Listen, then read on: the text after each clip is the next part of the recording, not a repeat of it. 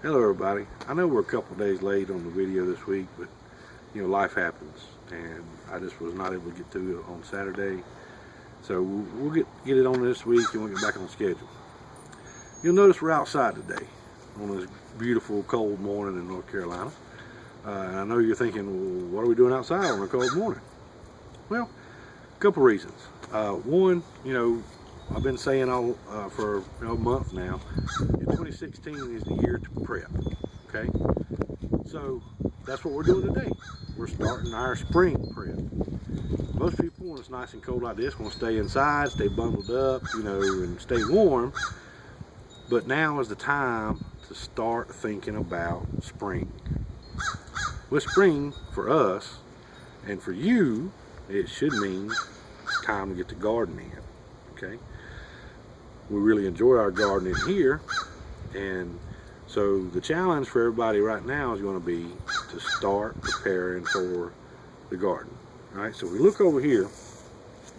We use raised bed gardening, and here in North Carolina, as many of you probably know and are aware, you dig down in the ground about 6 inches, you find that beautiful North Carolina red clay, which is not good for growing anything except grass.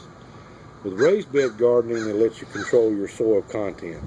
You build the beds up, put anything you want in there, and make it as rich as you want, and you don't have to worry about the damn clay in North Carolina. Okay? So we use raised bed gardening. Now you'll notice in my beds I have clover in here right now. After the last harvest of the fall, we put the clover, let the clover take over. Okay?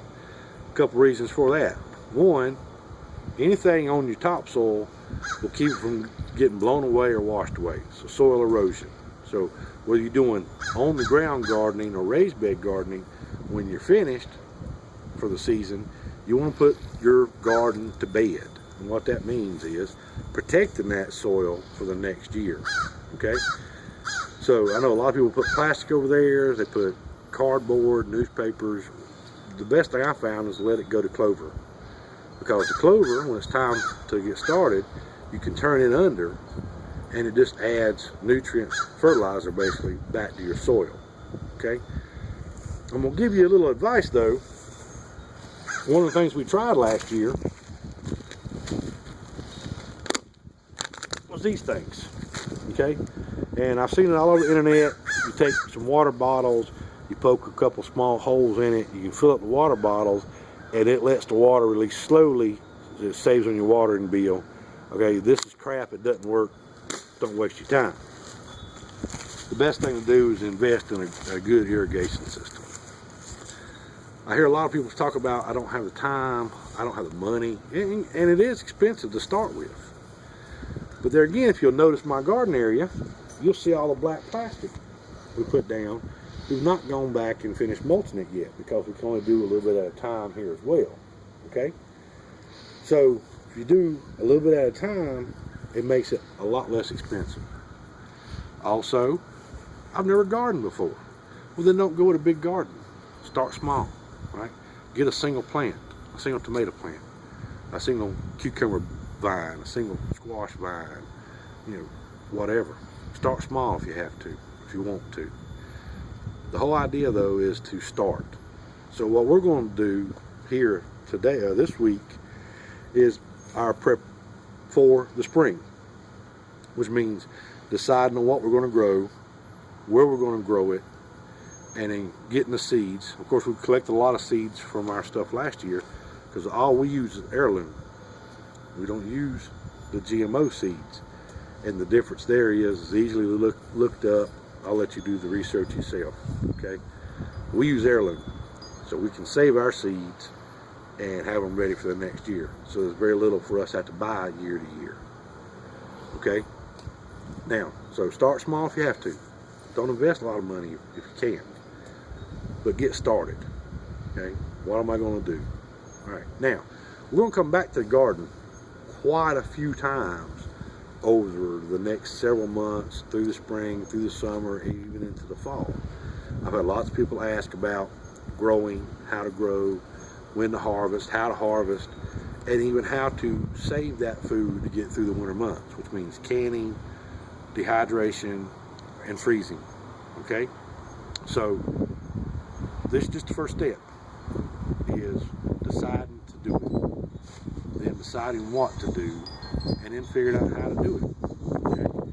For us, we'll do tomatoes, onions, radishes, lettuce, kale, green beans, cucumbers, squash, okra, corn. Okay, quite a lot of things. And then we can our items, we freeze our items, we dehydrate, and then save the seeds as we can so we can have them for the next year. Now, when you start, really all you need is a couple of small hand tools. You buy the small trowels, the small gardening items. What I have here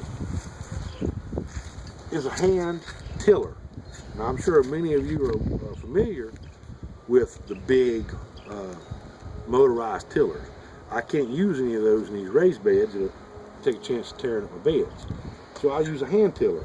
And the way a hand tiller works, again, when we get ready to do it in spring, right? It's just so that I can turn the soil under, and I can turn this clover and everything else down into the ground to get the nutritional value back into the soil. We also compost. I would suggest, if you're going to garden, to start composting. Now I have a pretty good sized composter here on site. It's out of the frame, you can't see it. And the compost should be ready around the end of February, 1st of March, about the time it'll need to go into the beds. If you don't compost, you can buy organic compost. We like the mushroom compost ourselves, because it really helps the vegetables. One of the other things you might want to do is put flowers near your garden. Okay, flowers, what? Yes, flowers, because you can go buy perennials relatively cheap, put them out, and the flowers will attract the bees. So the bees will keep coming to your garden. So when your garden starts to bloom, the bees are already used to coming to that area, and it helps with the fertilization of your plants. Okay, so when you start deciding to garden, also decide to put in some flowers. Right? Pretty simple. We use organic farming here. We don't use any artificial insecticides, artificial fertilizers. Like I said, we use heirloom seeds. It's your choice on how you want to do your garden.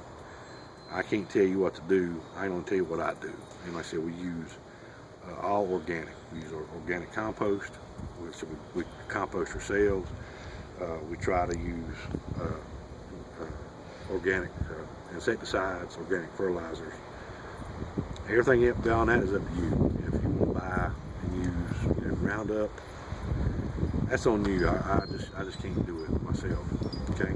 So anyway, looking over here once again, like I said, you start small. You'll notice we still got a mulch. We still want to put another bed this year. We still have to add, compost back to the soil. So there's a lot of work involved, but the benefits pay off. Okay. And when I say the benefits pay off, there's a big difference between taking a tomato out of your garden and buying a tomato at the grocery store. It's a tomato. No. Something fresh that you've grown yourself, it has a lot more value to your soul than something you buy from a grocery store. Never mind, it just tastes better. Okay? 2016, the year of prep. So start prepping now. Now we're going to be prepping for our gardens. Figure out what you want to do, how you're going to do it, where you're going to do it, when you're going to do it. Okay? And get started. Make plans. Even if all you do is buy a single pot, put in a single plant, get started. Okay?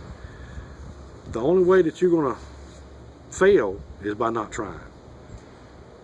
All right? And if you got any questions, if you got any concerns, if you have you need some advice, then feel free to contact me. Feel free to contact anybody else that may be in the group or on the page. We'll get you some help, we'll get you some advice, whatever we got to do. But like I said, the only way to fail is not even start. So start small, plan big, and enjoy the fruits of your labor. Okay? All right. Uncle Steve loves you and wants you to be happy. Y'all have a nice day.